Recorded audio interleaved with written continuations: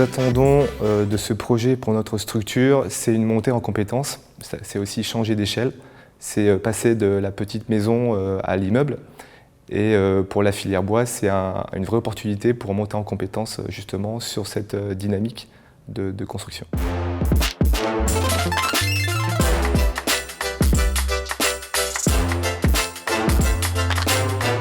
Pour le CSTB, c'est l'occasion rêvée de mettre en pratique sur un projet concret une expertise en économie circulaire.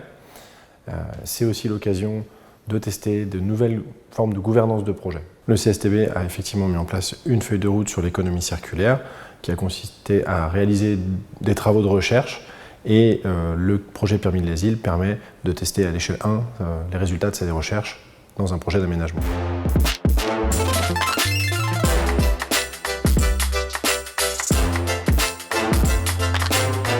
On espère que le fait que le travail ait été fait vraiment en amont pour préparer la filière et préparer les gens à répondre en main dans la main avec la filière, les réponses soient à la hauteur de tout le travail qui a été fait en amont pour un vrai écoquartier qui intègre réellement du biosourcé dans toutes ses formes. Et on espère que ce sera un bel exemple à donner à d'autres écoquartiers et d'autres ZAC dans le futur, montrer que c'est possible.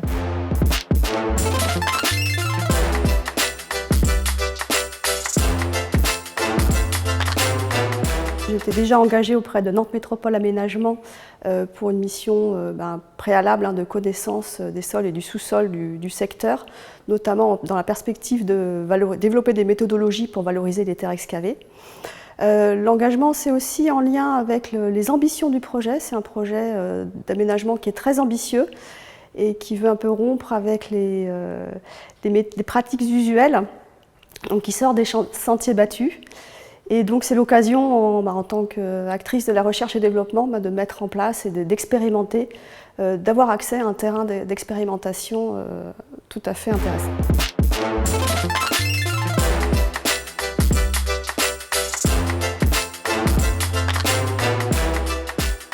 En fait, ce qui est passionnant dans ce projet, c'est que nous, en tant qu'acteurs culturels, de nous retrouver à la table assis avec des opérateurs du monde de la construction, du bâtiment, de l'aménagement, de l'urbanisme, du paysage, c'est quand même assez rare, donc on est déjà assez heureux d'y participer. Et puis surtout, ça montre comment on arrive à créer du commun alors qu'on vient chacun de mondes différents avec nos manières de penser, nos manières de faire, nos modes d'organisation, etc. Et que malgré tout, on a quand même la vraie volonté de créer un projet commun, un bien commun, qui est ce futur quartier de Pierremille-les-Îles.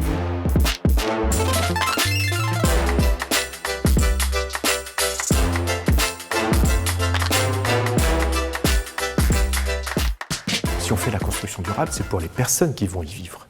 Les conditions de vie dans les 100 prochaines années, parce qu'on peut raisonner à 100 ans sur Pierremille-les-Îles, les conditions de vie dans les 100 prochaines années vont être totalement différentes. Et d'intégrer le dérèglement climatique qui va quand même se traduire avant tout par un réchauffement climatique, dans ce territoire-là, faire en sorte que les habitants puissent avoir des climatiseurs naturels que seront cette végétation autour d'eux, de leur rendre la vie la moins invivable possible dans un contexte de très fortes contraintes climatiques.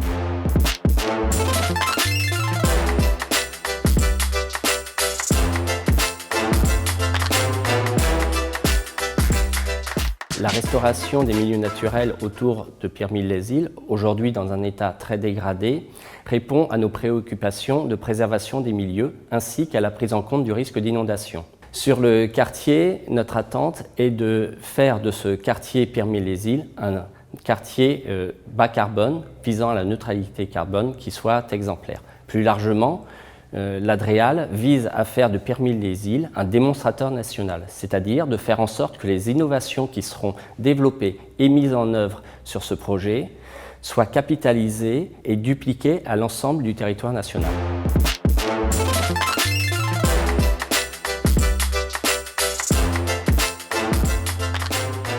Aujourd'hui, la construction paille et biosourcée au sens plus large répond à de nombreuses exigences d'aujourd'hui. Donc, que ce soit en coût carbone, mais aussi en qualité de l'air, en isolation thermique, en confort d'été, confort d'hiver, en hygrothermie, etc. Donc on sait qu'on répond complètement à aux enjeux d'aujourd'hui et on est prêt aujourd'hui à le montrer sur le projet de Pyramide-les-Îles. Pendant les ateliers qui vont avoir lieu à l'automne, il va falloir remettre en question les pratiques habituelles de gouvernance de projet. Donc ce qu'on en attend, c'est que tous les corps de métier fassent un pas l'un vers l'autre, de façon à ce que l'intelligence collective fasse réussir le projet. Donc on attend de ces ateliers que les gens nous posent justement toutes les questions, toutes les peurs, toutes les craintes qu'ils ont, qu'on puisse les rassurer sur la faisabilité technique, économique qu'il y a autour de ces matériaux. Aujourd'hui, on nous tend la main pour travailler sur un projet de grande ampleur. C'est rarement le cas pour la filière biosourcée au sens large, donc c'est le moment en tout cas de venir et de proposer des choses et de pouvoir construire la ville de demain avec des bâtiments vraiment durables. C'est tout simplement un projet cousu humain pour notre filière, donc je pense que ces acteurs ont tout intérêt à s'inscrire dans cette dynamique. C'est aussi un moyen de concrétiser tout le travail qu'Atlan-Bois, que les autres filières biosourcées font depuis des années en termes de lobbying. Je pense que c'est important que les acteurs se mettent au travail. En fait, c'est rare ce que propose Nantes Métropole Aménagement, ce que propose l'agglomération nantaise, de concevoir ensemble quelque chose de différent, de concevoir ensemble pas de côté. Demain, on ne va pas nous proposer de nous associer. Demain, on nous imposera. Donc là, on a cette possibilité de participer, d'échanger avant que ça devienne un règlement.